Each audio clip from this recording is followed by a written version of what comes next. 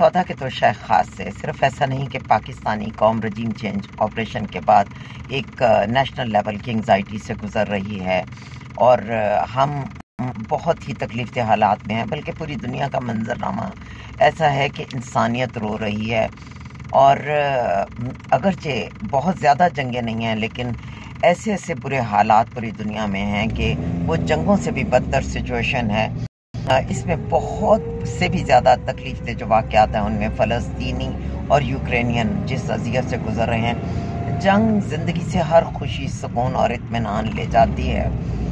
और अगर इस पूरे सियासी मंजरनामे को, इस पूरे मशी मंजरनामे को या मुआशरती मंजरनामे को हम एज अ होल देखें तो हमें अंदाज़ा होगा कि जो ताक़ूती ताकतें हैं, जो इंसान दुश्मन ताकतें हैं, वो इस वक्त अपने अरूज पर हैं। यहाँ पर अगर हम व्लादिमीर पुतिन की बात करें तो उन्होंने यूक्रेनियंस की ज़िंदगी अगर की है तो ऐसा नहीं कि उनके अपने मुल्क के अवाम उनसे खुश हैं। KGB के वो एक स्पाई होते थे और जिस तरह से उन्होंने अपोजिशन को कुचला, वहाँ के और यहाँ के दुख कुछ अलग नहीं थे। अलेक्साई नावल्नी को गुज़िश्ता हफ्ते रशिया में दौरान हिरासत हलाक कर दिया गया है।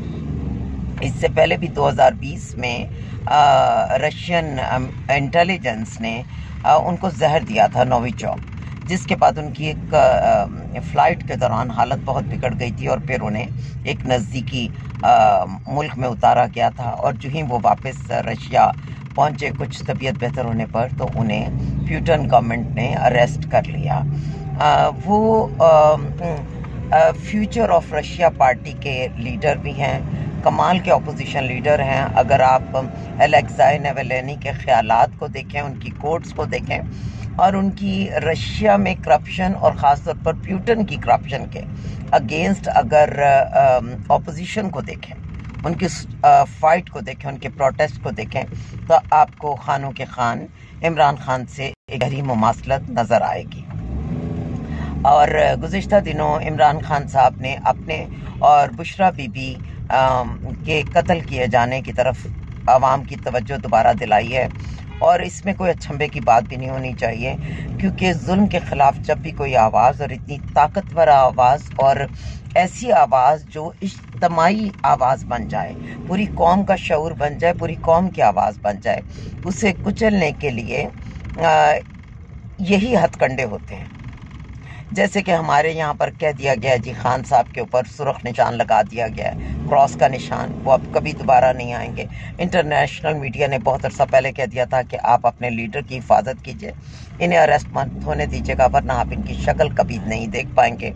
हालात भी ऐसे लग रहे हैं, क्योंकि अगर मुल्क में कोई कानून होता, इंसाफ होता, तो खान साहब तो भारी अक्सरियत से जीत चुके हैं और उन्हें तो आज या कल में अपनी तकरीब हल्फ बर्दारी में पाकिस्तान के 24वें वज़ीर आज़म के तौर पर हल्फ उठाना था। लेकिन उल्टा ये है कि उनके ऊपर 200 झूठे मुकदमे कायम हैं। इलेक्शन से पहले गलीज़ तरीन मुकदमात के फैसले सुना दिए गए और अब भी उनके आने के इम्कानात नहीं हैं। हकीकत तो यह है कि अलेक्साई नावल्नी की दौरान हिरासत मौत और इसके ऊपर रूसी फॉरेन ऑफिस की तवील खामोशी। BBC ने इस खबर को 2 दिन पहले जो है वो लीक किया, लेकिन रशिया ने ऑफिशियल जो उनकी मौत की अनाउंसमेंट है वो 1 दिन बाद की है। सो जिस तरह के हालात से वो आदमी गुजरा, जितनी तकलीफ़ें, मुसीबतें, जहर और पूरी मौत का वो शिकार हुए, उससे अंदाज़ा हो गया कि करप्शन एक सिर्फ पाकिस्तानी मसला नहीं है या सिर्फ इंडिया में नहीं है।